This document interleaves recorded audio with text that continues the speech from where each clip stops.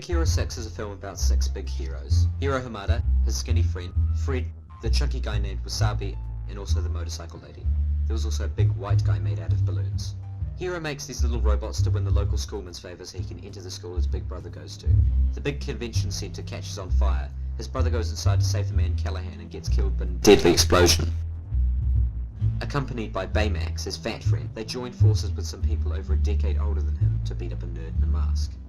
I'd consider myself impartial to it, although I have seen it before. I didn't remember much of the actual plot details during the second viewing. I liked it, although the dialogue was often exposition-heavy. Oh, what would Mom and Dad say? I don't know. They're gone. They died when I was 3, remember? You graduated high school when you were 13. For 10 years, I have done the best I could to raise you. But it was still an alright film. I'm the Globglow Gabgala. I love books, and this basement is a true treasure trove.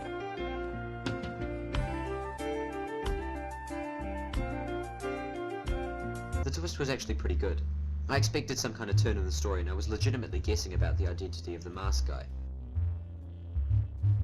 The animation coming from the Disney powerhouse is unsurprisingly great, with the establishing shot looking incredibly detailed and well lit.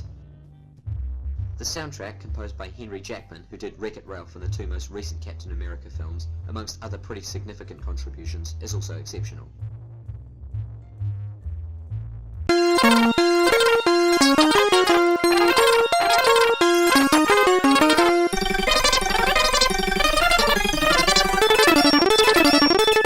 Every arc that Hiro goes through is bog standard and extremely predictable, with the peak point being letting go of his sadness around his brother by literally letting go of Baymax in the portal. Tomoshi, or Tamagotchi, or whatever his name was less of a character and more of a plot device. There's almost nothing presented to us in the short time he's actually on screen that makes him less of a divine inspiration for Hiro and more of an actual human being. I don't know, to me it seemed as though the plot was a little cloying, but as I wasn't the target demographic, I'm prepared to let that go. Emotions conveyed through the film felt forced and didn't develop naturally in my opinion. In a good film, the emotions should feel genuine, even though rationally you know that they have a purpose. In this film, all I was aware of was the fact that they were trying to make me feel sad.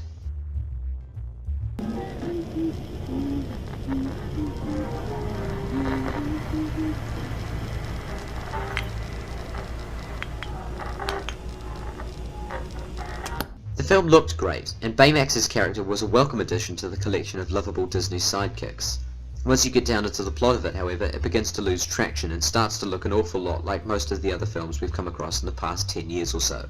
I don't think I would have noticed any of this if I was like 10, which is, I think, the best time to see this film, before you can look under its kabuki mask to see beneath its nice visuals to the meat inside.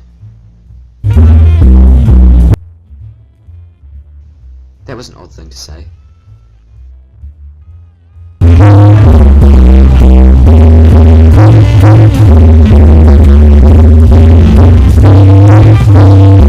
A thumbs up, but to the side a bit, so it's not too positive. Are we allowed to do that? Or probably like a 3 out of 5, or a 4 star pops.